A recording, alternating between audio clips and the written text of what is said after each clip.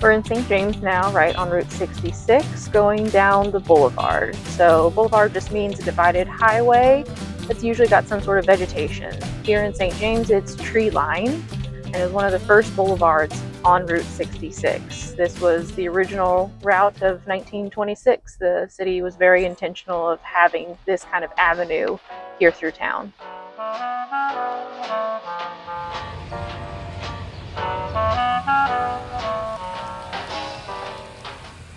We caught up with Ashley Weaver, my colleague in Rolla, on a visit to the Phelps County Historical Society inside of the old courthouse. Construction on the old courthouse began in 1860 and was finalized in 1868 after having been taken over by Union troops during the Civil War. As you travel Route 66, be sure to stop at your local historical societies and museums. You'll learn more about the unique places which serve travelers and visitors to each of those areas. What you see here is the Phelps County Bank in Rolla, Missouri, along what used to be City Route 66, and then it was the Hotel Edmund Long. On the top 3 floors were hotel rooms, and on the bottom floor was the National Bank, a coffee shop, and the entrance to the hotel suite itself. So it was completed in 1931, just in time for the celebration of the completion of the paving of Route 66 throughout the state of Missouri. So you might be wondering why we have a pair of giant jeans. So these were actually sent to Ralph Jones when he owned a Western and saddle store at the Totem Pole at one of its earlier locations. So he used these as a promotional item, essentially. He built a taller cowboy, so it stood over 20 foot tall and actually stood outside of the store. But as they moved locations, his son Tim took just the jeans, and then these hung in later locations of the Totem Pole up until its closure.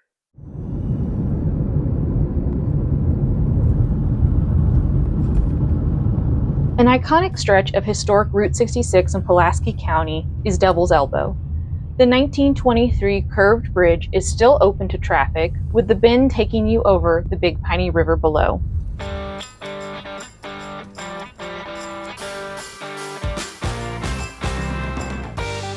You'll find more modern, unique roadside attractions in St. Robert, including the Uranus Fudge Factory and General Store.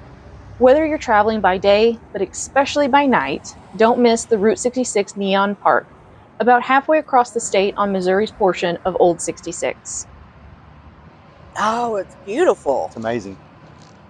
Like with all of our travel, making memories and having fun.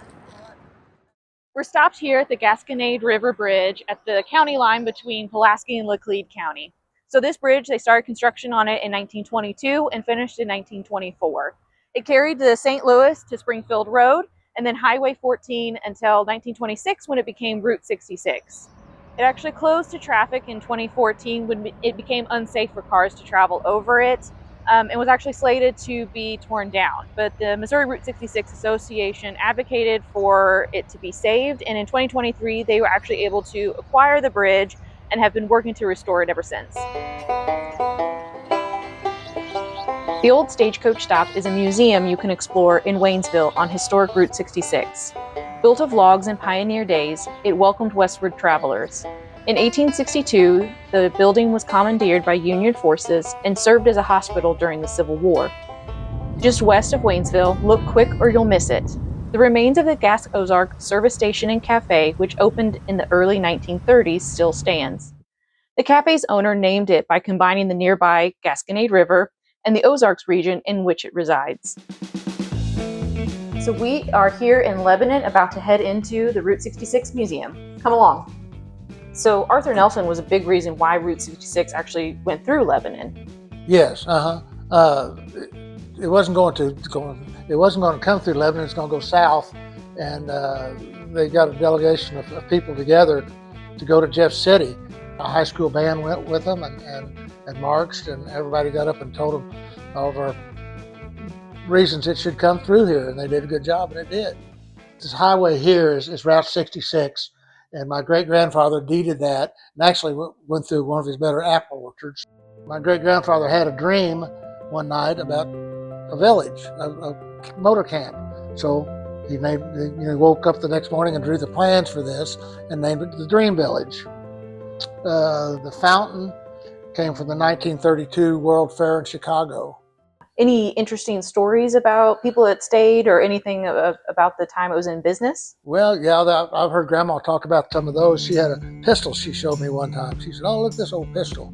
And some guy, he told her that he worked for the special service or somebody, and he's coming through and he didn't have enough money to pay his bill.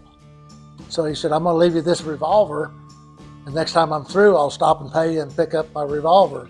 But he never came back. Bonnie and Clyde stayed at just about every motel in Laclede County. That's legend anyway. We don't know how much of that is true, but we've had people tell us for sure that they stayed at Camp Joy. We know they stayed at the Midway Court, which was over by Phillipsburg. We know they ate at the Harris Cafe. A Pretty Boy Floyd and his gang stopped at Speaker's Mobile. And several of us heard the story from Tommy Speaker, the late Tommy Speaker, heard him tell the story where he was a little kid. And the car came in, and it was obvious that it was Pretty Boy Floyd's car. And the guys got out with violin cases, and which was pretty obvious that they had machine guns inside the cases.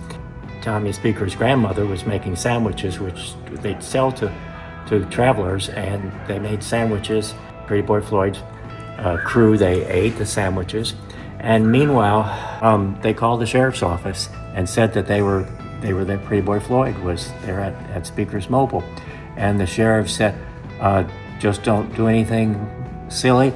We're not coming." Let them go. The Munger Moss Motel in Lebanon served guests after its opening in 1946. Currently closed and under new ownership, you can still see the giant neon motel sign restored by the city of Lebanon. The sign lights up at night, reminding of a time when Munger Moss was home away from home for Route 66 travelers. A small gas station that once served motorists on Route 66 will soon be a plaza greeting travelers again as they explore the Mother Road. After it was moved to this spot, the vintage station has been fixed up, and you'll find it off the roundabout at Hubble Drive and Banning Street in Marshfield. Further down Route 66, outside of Niangua, is the remains of the Abbylee Modern Court. Built in 1940, it had 8 cabins and a cafe, some of which you can still see standing today.